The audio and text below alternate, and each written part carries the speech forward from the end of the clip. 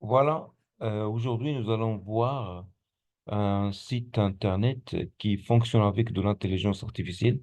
Euh, Il s'agit d'un moteur de recherche. Il s'agit d'un moteur de recherche à l'instar de Google, avec la différence que celui-ci il fonctionne avec de l'intelligence artificielle. C'est Perplexity. Perplexity, donc c'est Perplexity AI. Je vais vous laisser le lien dans la description ou vous pouvez aller sur Google et taper tout simplement perplexity.ai comme vous pouvez le voir ici. Voilà. Comment ça fonctionne? D'ailleurs, il y a plusieurs façons de le faire. Donc ici déjà, par exemple, en cliquant sur la suite barre là, vous allez ici un ensemble d'informations. Ça, ce sont des infos. Ce sont des nouvelles, plutôt. Ce sont des nouvelles. Par exemple, ici, il parle de Volkswagen qui ont intégré ChatGPT à leur voiture. Ici, par exemple, what is Rabbit R1? Ici, c'est un petit appareil qui fonctionne avec de l'intelligence artificielle. Je vais vous montrer. Vous cliquez dessus et vous allez voir. Voilà. Donc, c'est un appareil qui fonctionne avec de l'intelligence artificielle. Donc, je vous laisse le soin de lire les détails. Donc, je reviens sur RAM. Je reviens sur la page d'accueil. Voilà. Ici, par exemple, vous pouvez télécharger et mettre en lien avec soit des images, soit des textes, soit des PDF. Vous avez trois possibilités chaque jour. Donc, moi, j'ai déjà consommé deux. Il me reste une seule. Je vais le faire avec vous. Je vais la consommer avec vous maintenant. Donc, je clique sur Attach et je vais télécharger un article scientifique. Donc, je clique ici. Je vais, par exemple, choisir cet article-là et je vais attendre à ce qu'il soit téléchargé. Donc, une fois qu'il est téléchargé, je peux poser un tas de questions là-dessus. Je peux lui demander de me faire un résumé. Je peux lui demander de chercher s'il y a des erreurs, etc. Et à chaque fois, lui, il me donne des propositions de questions. Donc, pour moi, je n'ai qu'à choisir la question la plus convenable pour moi. Voilà, je suis toujours en train d'attendre à ce que mon fichier soit téléchargé. Donc, voilà, il est téléchargé. Donc, je clique dessus. Si je clique dessus, donc ici, ça me donne clair, c'est-à-dire je dois le supprimer. Moi, je veux pas le supprimer, donc je clique ici, ici à l'intérieur de la barre. Donc, ça me donne trois possibilités de questions. Summarize, c'est-à-dire je vais lui demander de me faire un résumé.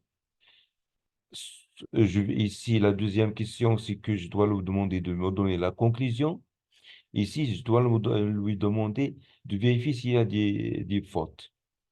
Donc, par exemple, je vais lui demander de me faire, euh, de me faire un résumé. Donc, je clique sur Summarize. Donc, voilà. Il me donne un résumé sur l'article. Voilà. The paper addresses the following research questions. Donc, des questions de recherche, de study, de study contributes to the existing literature on supply chain resilience by providing. Donc, il me donne un résumé. Donc, une fois qu'il a terminé, il me donne d'autres propositions de questions que je peux aussi euh, euh, poser, tout simplement. Voilà, et ainsi de suite. Voilà, donc ça, c'est une façon d'utiliser ce site-là. Je reviens sur Home. Ici, par exemple, si je clique sur Focus, donc j'ai ici soit All, soit académique, soit Writing. Donc académique, si je veux chercher, par exemple, des sites, des articles scientifiques. Ici, c'est All, c'est comme Google. C'est général. Ici, juste des articles, par exemple, ce qui est académique, là, c'est la recherche. des publications académiques. Ici, c'est pour générer du texte. C'est en quelque sorte l'exemple de ChatGPT, etc. Donc, par exemple, je vais chercher ici, académique. Je vais lui demander, par exemple, de faire une recherche sur supply chain, par exemple. Supply chain. Donc, déjà, il me propose ici des questions de recherche. What are the risks associated with perishable product supply chains? Il me propose des questions. Euh, j'ai le- la liberté de ne pas choisir ça et je clique sur Entrée, je clique ici. Je clique ici. Et qu'est-ce qu'il va faire? Il va aller chercher. Donc, il m'a trouvé ici. Il m'a trouvé un, 2, 3, plus 2 ici. Donc, cinq articles. Il m'a trouvé 5 articles.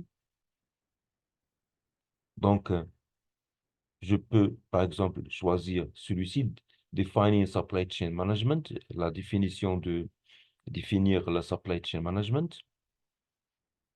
Je clique dessus. Ça va me conduire vers le site. Le site où il y a l'article. Voilà. Donc, il y a l'article ici.